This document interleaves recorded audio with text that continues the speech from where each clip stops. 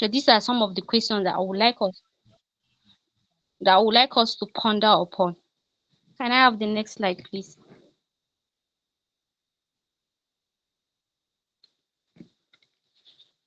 The learning outcome. At the end of this course, we should be able to understand the power of unity in achieving change, recognize how protests have shaped our rights, explain the influence of citizens on government action, believe that positive change is possible through actions. So at the end of this session, we'll be able to understand this possible outcome, that this is what we should have in mind, that it is possible from the success stories that we are going to talk about. The next slide, please.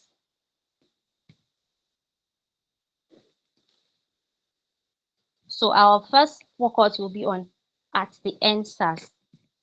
We've been hearing about it, and today we are going to hear about it again, but a little bit deeper. So NSAS was formed in 1992 to fight armed robbery in Nigeria, predominantly in Benin and Lagos. So now, the background of NSAS, or rather, the background of SARS.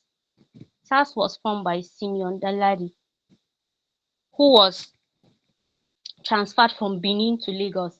His success story in Benin made it possible for him to be transferred to Lagos. What did he do differently in Benin? His the people that were working with him and his knowledge on how to be tactical about his approach made it possible for them to combat armed robbery in Benin. For good 9 days, there was no any record of armed robbery. So that got him a recommendation by the Inspector General of Police then, Aliu Atta, and he was moved to Lagos because Lagos was also facing that same challenge of heinous crimes by armed robbers and kidnappers. When he came to Lagos, there are other units that were functioning as anti-robbery units. They were like three in number. And when he came, he decided that no, he wants to differentiate his own unit from the other one. So he now decided to name it and he named it a special anti-robbery squad, which is the SARS. And they were given special, or rather they had a special characteristic that distinguished them from ordinary police officers. If you see them, you might not really recognize that this is a police officer or this is maybe someone that works with force. One of those characteristics or features was like they don't carry arms. They just move around like normal citizens and they mingle in the society to get information. You hardly recognize them. They don't move with cars that have siren or plate number. They just move in a solo way. They don't carry arms. And this made it possible for them to mingle and to actually get information and make arrests. They recorded a lot of success stories. Initially, it was only in Lagos and Benin, but subsequently, it was all over Nigeria. SARS were everywhere. This unit where, will I say, they really tried, but those special unique features made some of them to have the criminal minds like the ones that they were pursuing. And this was where the problem started.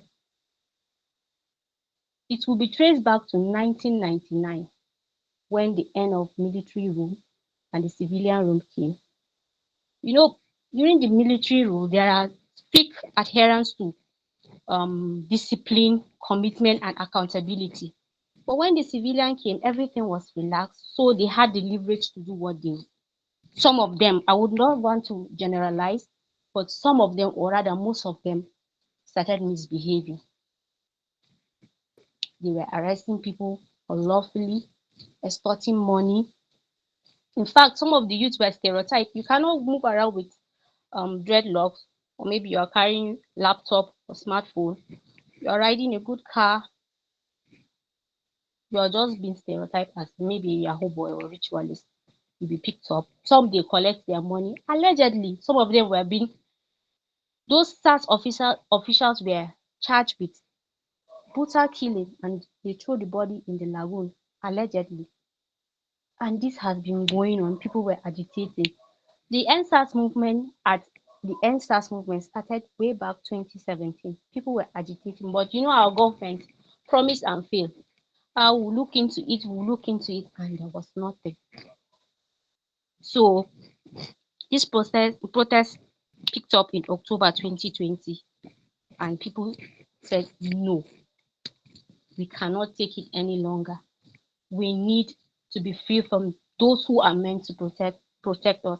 Those police officers are assigned to protect us, but at that time you cannot move freely because you are scared that maybe I might not come back home, I might be arrested just because I'm a young person carrying a laptop, or maybe I happen to be a bit rich and I dress well and I'm just being stereotyped as someone who is doing something illegal.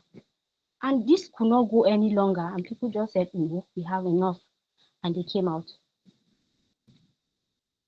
Protests here in Kaduna, in Jos, in Abuja, in Lagos, in Ogbomosho. People started coming out. People like you and I came to the street to say no. And what was their demand? The key demand was that disband SARS, persecute offenders, and police reform. To show you that we had, or rather the youth have sympathy. Those that are persecuting them, they are still even demanding for police reform so that they will have a better life. Because I believe if some of those people that were responsible to all this brutality and those heinous crimes, some might be linked to poverty, or maybe the way the system was paying them, and maybe this could have resulted to why they were doing this. And there was this move to like let them also have reform, have a better way of living. Some of them, if you see the situation of the barracks, you it's not something to be proud about. They are living in a dilapidated houses, and they are clamoring for them. People came out. This one of the reasons why I'm passionate about NSAS is that it's not someone, it's not a movement for one person, it's a movement for everybody, whether you're from Yobe, you're from Borno, you're from Enugu in Enugu, you're Igala, you're TV. There was no any differentiation of this movement does not concern me. They were moving with one voice, with one unity, and that is change. We are tired. We are tired of constantly being beaten, being arrested. And that was the movement as of that time. Can I have the next slide, please?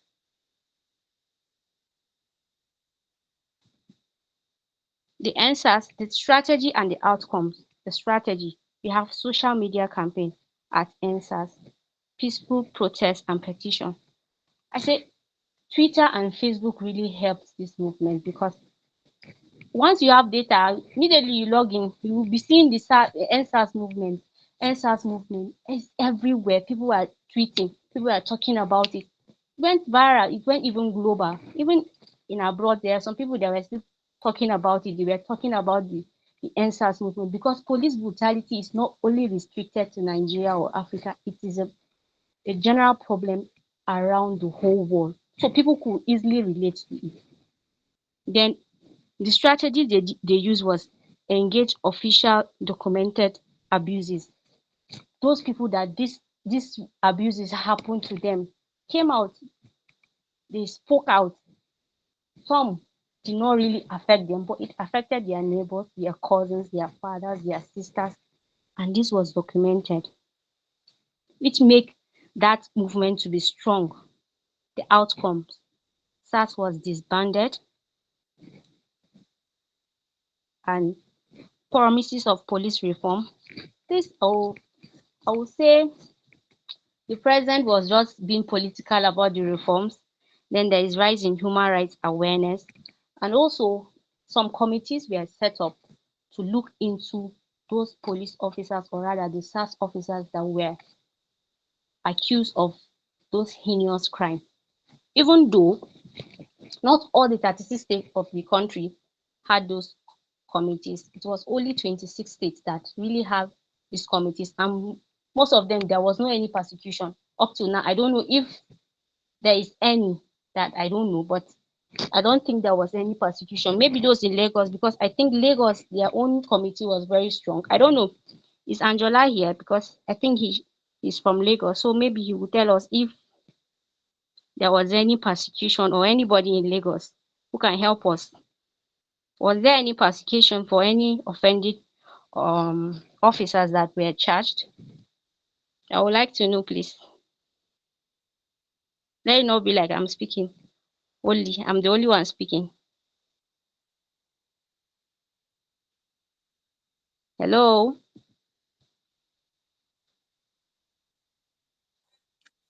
I can hear you. Yes, we can hear you.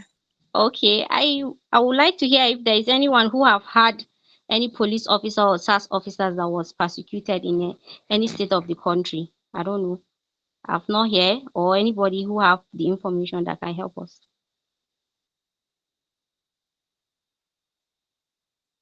Yes, Mr. Henry.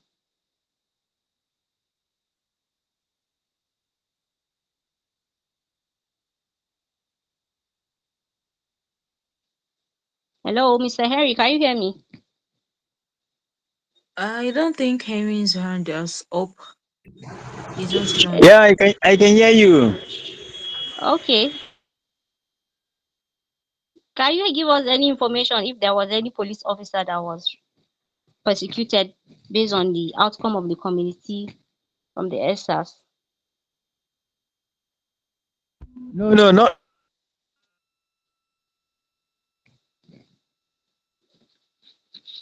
We seriously can't hear you. Okay. Let me continue so that we'll not waste much of our time. This is for the NSAS. We are done with the NSAS movement. So can we have the next slide, please?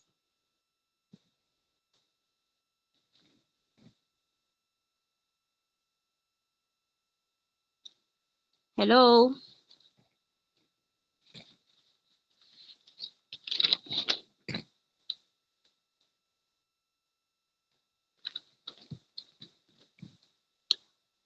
Hello. Hello, I can hear you. I'm requesting for the next slide. Okay, sorry. Okay.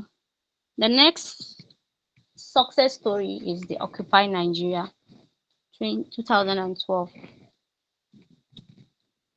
This started after fuel subsidy was removed by President Goodluck Jonathan in January. I could vividly remember this that year. People were stranded in the village. Those that went for Christmas celebrations, those that were not having enough money could not come back because transport fare have increased. Those that were able to even come back, they paid double of what they used to go for Christmas. I could really remember that time. Some were sending money to their relatives to come back to the city. And people said, no, we cannot take it though. They now moved to the street because anything that will affect fuel in Nigeria, it means that our setting is like, well, our setting has been changed from transport to food to everything changed. That means you buy things double. Going to work is another problem. People started coming out, occupy Nigeria, occupy Nigeria, occupy Nigeria. Notable unions came out. We have the Labour Union, the Civil Society of Nigeria, the Students, Nigerian Trade Union, Nigerian Bar Association, even the aviation later joined. Everywhere shut down, strike here and there because of fuel subsidy. It affects everybody, whether you're rich or whether you're poor. Even if you're rich, you pay double. So it affected everybody at that time. Notable people who came out were the present president, President Bola Ahmed Tinubu. He was very, very vocal about this fuel subsidy. He challenged the government. He was like, they they are not thinking about the common welfare of the Nigerians. They were just making policy that will not benefit everybody. Even the former president, President Muhammadu Buhari, also complained. Notable influential politicians talked about this fuel subsidy. said, no, we don't want it, we don't need it, because everything will change, whether it's school fees or it's accommodation or for those that don't have house, paying rent, everything practically changed. And the president then and the minister of finance were like, this subsidy is not benefiting the poor, but it's benefiting the rich. So they want to remove it and put the fund in education, in the health sector, and so forth and so on. But in Nigeria, we have trust issues. We hardly trust the government, and they gave us a lot of reason for us not to trust them. And they said this money will go to the pocket of the government officials. No, we don't want it. We still want to enjoy our subsidy. And people were like, we demand the reinstatement of subsidy to be back. Can I have the next slide, please?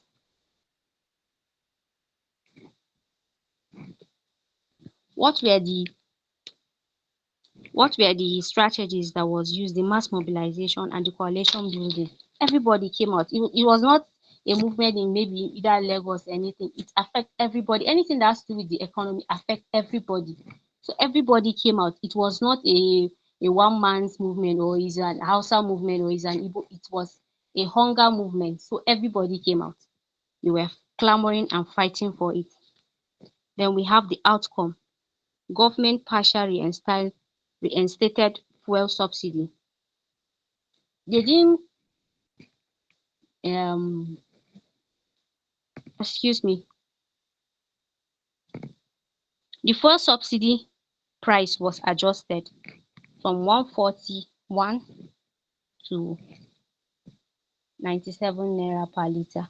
At least at that time we were still enjoying it, compared to when our dear president said subsidy is gone. So I don't know what really happened between that time and now. What are we saying? What are we doing? What are we saying that is different? Because it's the same person that criticized the then president Goodluck, and it's the same person that in his inauguration speech just said subsidy is gone, and up to now Nigeria has not been the same. Our economy has not been the same, and we are not saying anything. Even the protest, it was basically young adults that came out, and what was the end of it? They were arrested, they were molested. So what are we saying? What happened to our voices? What happened to those other statements that came out? What happened? I think Occupy Nigeria was a success since the government could hear our voice. So what are we saying now? We're not saying anything. House rent has skyrocketed, school fees, health sector. People are complaining. You can't afford to be sick in Nigeria because drugs are expensive now. What about those on dialysis? People are suffering, and we are not saying anything. And it's the same subsidy that was removed in 2012 and has been removed. Our government, they said they are giving money to the state governors, but how many state governors are doing anything? Nothing. And nobody is charging them for accountability. We're just quiet. We're just looking.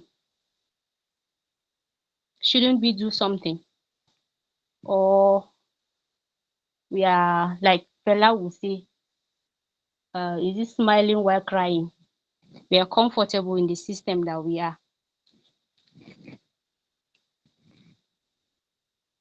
And I have the next slide, please.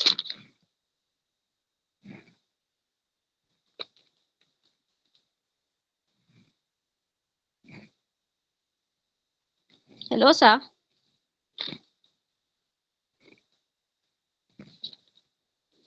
Okay. We have the Arab uprising.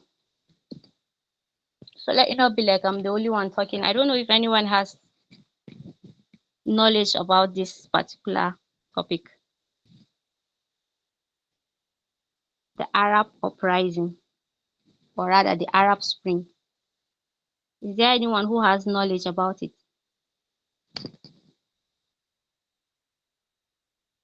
Any? Okay, Mr. Shaibu. Good evening, everyone. So Good I don't evening. have much knowledge about Arab Upspring or uprising or Arab Spring, but I know when it started in 2010, and as a result of the situation in Arab countries where the leaders are not doing right things. So the youth come out and start um, protest in some Arab countries, demanding for change, or those leaders should go and give them the chance. So that's what I know about Arab Spring. Okay, thank you so much. Is there anyone who has contrary opinion to this? Any?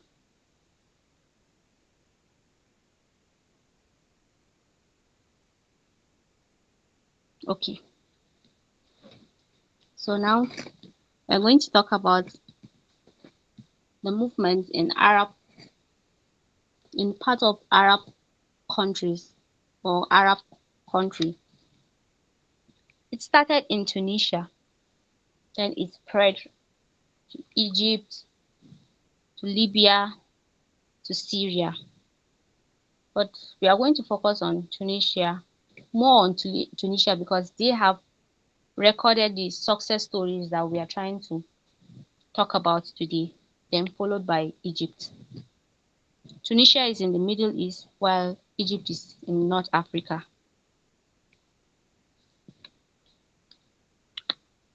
The Arab uprising is one of the powerful movements. Is one of the powerful movements.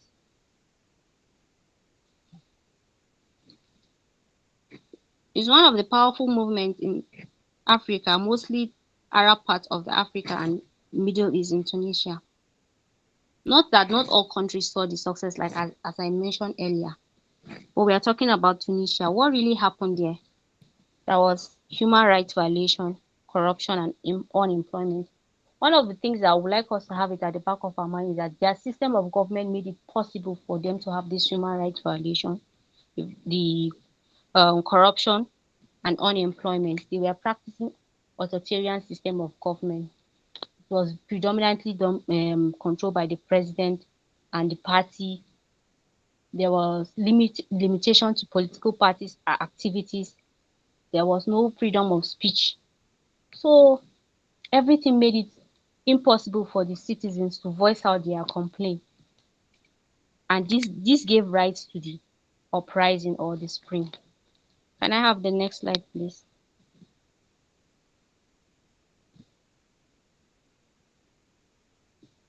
Hello? Hello?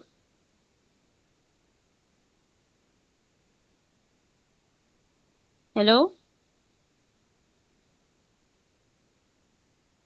Please, can you hear me? Yes, we can hear you. Okay. The strategies and the outcome. We have the self-immolation, citizen awakening, and social media. So I would like to break them. This self-immolation was done by one certain Mohammed, who was a vendor, a street vendor,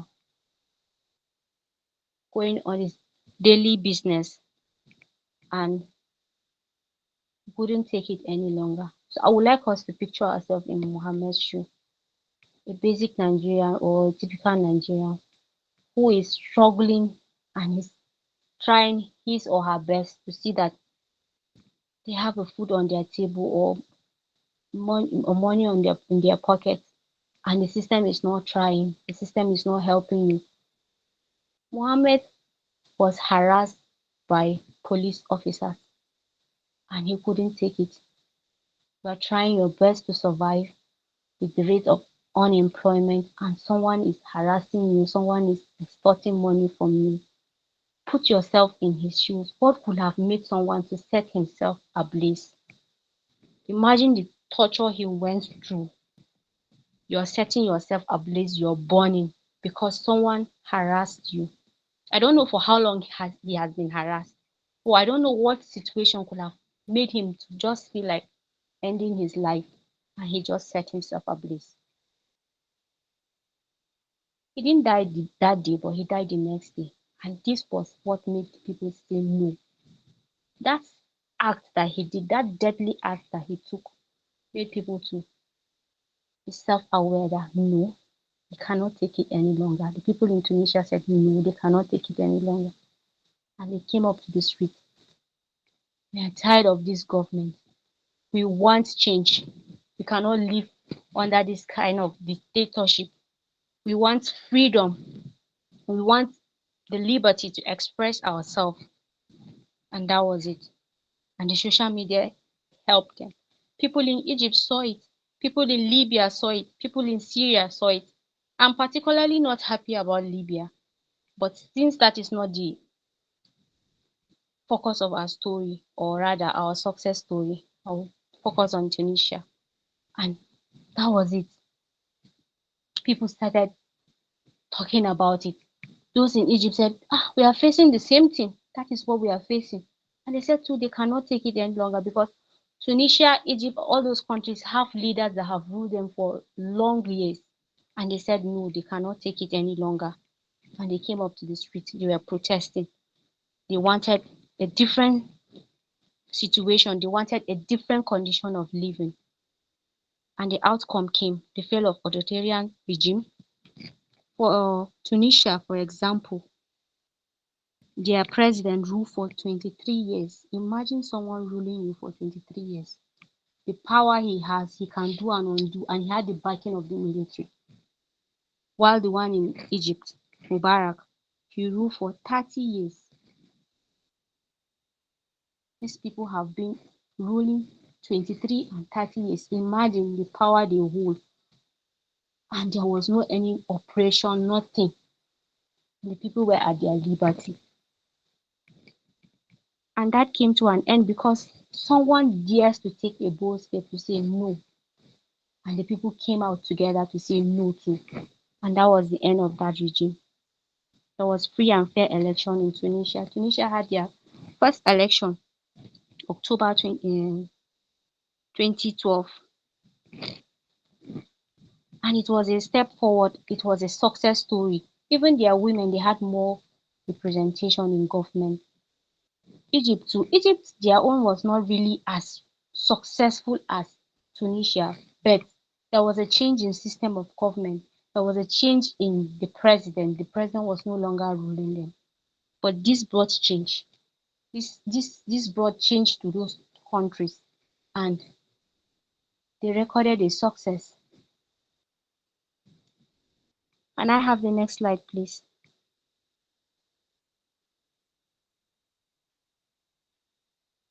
Sustaining activism, building strong networks, setting realistic goals, engaging communities, plan strategically, and encouraging mentorship. These are the steps that we can encourage activism. My time is well spent, so I don't want to like talk about it deep. I mean, that is giving me signal. But these are some of the ways we can sustain activism. The next slide, please.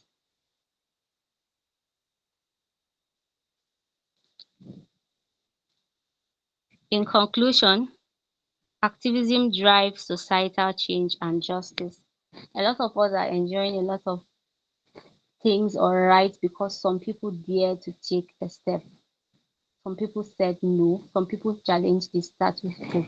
And some of us, our relatives, our uncles, our aunties are staying in abroad because some people fought for racism and they're enjoying this freedom to go to abroad to study, to work there. Unity and collective voice are powerful tools. The unity in ENSAS, the unity in Occupy Nigeria, the unity in Arab Uprising made it possible. Real life example shows tangible outcomes through activism. And I will conclude by saying this. Power Shift Africa to me is not just a fellowship, but it's a light that shines through our subconscious mind to tell us that we can really achieve the change that we want to see in our society. And also, activism to me is acting now, not later. Thank you so much. Well, thank you so much. Thank you so much.